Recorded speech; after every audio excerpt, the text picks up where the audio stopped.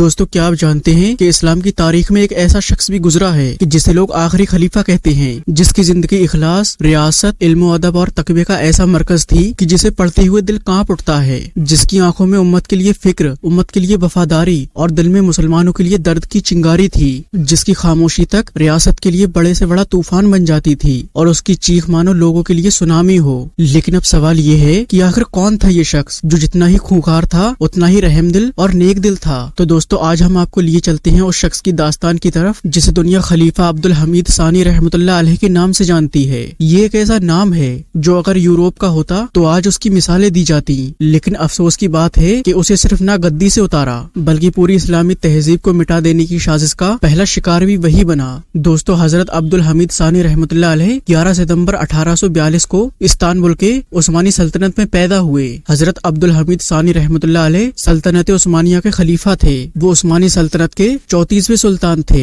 اور ان کا دور سن 1876 سے سن 1909 تک رہا، جس نے لگ بھگ 600 سال تک اسلام کی حفاظت کی اور اپنی حکومت کو برقرار رکھا۔ آپ کے والد کا نام عبدالمجید تھا۔ جب عبدالحمید چھوٹے تھے تبھی ان کی والدہ کا انتقال ہو گیا تھا۔ انہیں ایک شفیق دائی ماں نے پالا جنہوں نے ان میں دینی شعور اور انسانی ہمدردی کے جذبے کو بےحد خوبصورتی سے نکھارا۔ آپ کی تعلیم و تربیت دینی اور دنیاوی دونوں پہلو سے کی گئی تھی۔ آپ تعجز بن عبدالحق جیسے علماء سے قرآن اور حدیث اور تصوف کی تعلیم لیتے اور دوسری طرف آپ ترقی یافتہ یورپی علم اور سائنس کی بھی تعلیم لیتے۔ آپ کو عربی، فارسی، فرینچ اور انگریزی زبانیں آتی تھیں اور آپ ایک اعلیٰ درجے کے شاعر بھی تھے۔ عبدالحمید رحمۃ اللہ علیہ کو بچپن سے ہی دینی مسائل اور ریاسی حالات میں گہری دلچسپی تھی۔ وہ اکثر تنہا بیٹھ کر امت کے حالات پر غور کرتے، کتابیں پڑھتے، نئی نئی عثمانی سلطنت کے خواب دیکھتے۔ جب عبدالعزیز کو سطح سے ہٹایا گیا اور پھر ان کا انتقال ہوا تو سیاسی مجبوریوں کے چلتے خلافت کا تاج عبدالحمید رحمۃ اللہ علیہ کے سر پر رکھ دیا گیا۔ لیکن یہ تاج خوشی کی نشانی نہیں تھی بلکہ یہ تو ذمہ داری کا ایک ایسا بوجھ تھا جس میں اندر ہی اندر پورا عالم اسلام پس رہا تھا۔ یورپ کی سازشیں، یہودیوں کا پھیلا ہوا نیٹ ورک، اندرونی بغاوتیں اور اسلامی تہذیب کے مسلسل حملے، ان سب کا مقابلہ بس ایک ہی شخص کو کرنا تھا اور وہ تھا عبدالحمید رحمۃ اللہ علیہ۔ عبدالحمید رحمۃ اللہ علیہ نے تخت سنبھالتے ہی پہلا کام امت کی تعلیمی نظام کو مضبوط کیا۔ انہوں نے دینی مدرسوں سے لے کر دنیاوی اسکولوں تک کی نیو رکھی۔ انہوں نے ہر بڑے شہر میں اسپتال بنوائے اور معاشرے کو ترقی کی طرف لے جانے کے لیے بہت سے کام بھی کیے، مگر اس سے بھی زیادہ جو انہیں مختلف چیز بناتی ہے وہ ان کا دینی غیرت اور امت کے لیے ان کا درد ہے۔ جب یہودی رہنما ہیروڈو ہرٹزل ان کے پاس آیا اور فلسطین کو خریدنے کی پیشکش کی جس کے بدلے وہ انہیں بہت ہی بڑی قیمت دینے والا تھا، تو عبدالحمید رحمۃ اللہ علیہ نے اس کا جواب ایسا دیا کہ وہ الفاظ آج بھی دل کو جھنجھوڑ دیتے ہیں۔ انہوں نے کہا، میں اپنی لاش کو تو دیکھ سکتا ہوں لیکن فلسطین کی مٹی کا ایک بھی ذرہ یہودیوں کو بیچتا ہوا نہیں دیکھ سکتا۔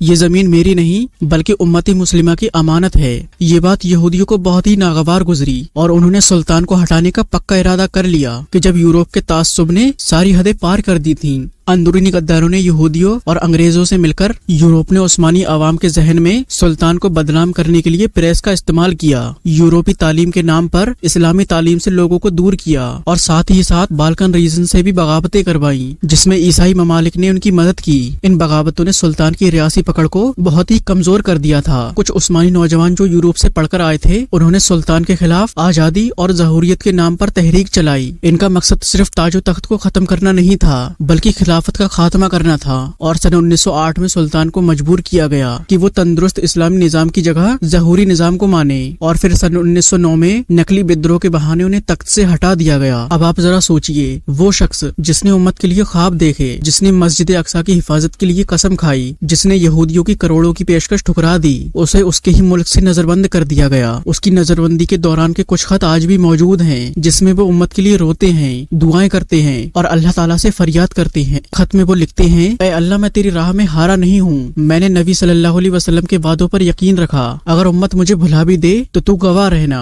کہ عبدالحمید تیرے دین پر قائم رہا۔ اور سن 1918 میں انہوں نے اپنی آخری سانسیں لی۔ ان کی آنکھوں میں انتظار تھا کہ کاش کوئی اپنا آئے گا جو انہی کی طرح ہوگا، جس میں امت کے لیے درد ہوگا۔ دوستو عبدالحمید رحمۃ اللہ علیہ کی زندگی کوئی عام تاریخ نہیں ہے، یہ ایک علامت ہے، ایک آئینہ ہے جس میں ہر مسلمان اپنا اصلی چہرہ دیکھ سکتا ہے۔ دوستو یہ قصہ ہمیں بتاتا ہے کہ جب لیڈر लीडर अल्लाह से डरने वाला हो तो उसे तख्त से तो हटा सकते हैं, लेकिन उसकी तहजीब, उसका तकवा और उम्मत के लिए दर्द हमेशा जिंदा रहता है। लेकिन अफसोस, जब उम्मत ऐसे रहनुमा को पहचानने में गलती कर दे या फिर उसका इनकार कर दे और दुश्मन की चालों को गले लगा ले तो सिर्फ एक खलीफा ही नहीं गिरता बल्कि पूरी उम्मत का वजूद हिल जाता है। दोस्तों, आज हमें अपने अजीज रहनुमा को पहचानने की जरूरत है ताकि हम फिर से वही यकीन, वही तवक्कुल, वही इखलास हासिल कर सकें जो अब्दुल हमीद रहमतुल्लाह अलैह के दिल में था। दोस्तों, अल्लाह ताला से दुआ है कि हमें अब्दुल हमीद जैसा कोई रहबर अता फरमाए जो उम्मत के लिए जिए और उम्मत के लिए लड़े। दोस्तों, अगर आपने वीडियो आखिर तक देखा होगा तो आपको ये वीडियो जरूर पसंद आया होगा। अगर वीडियो अच्छा लगा हो तो एक लाइक करके चैनल को सब्सक्राइब जरूर से कर दें। मिलते हैं किसी अगली वीडियो में।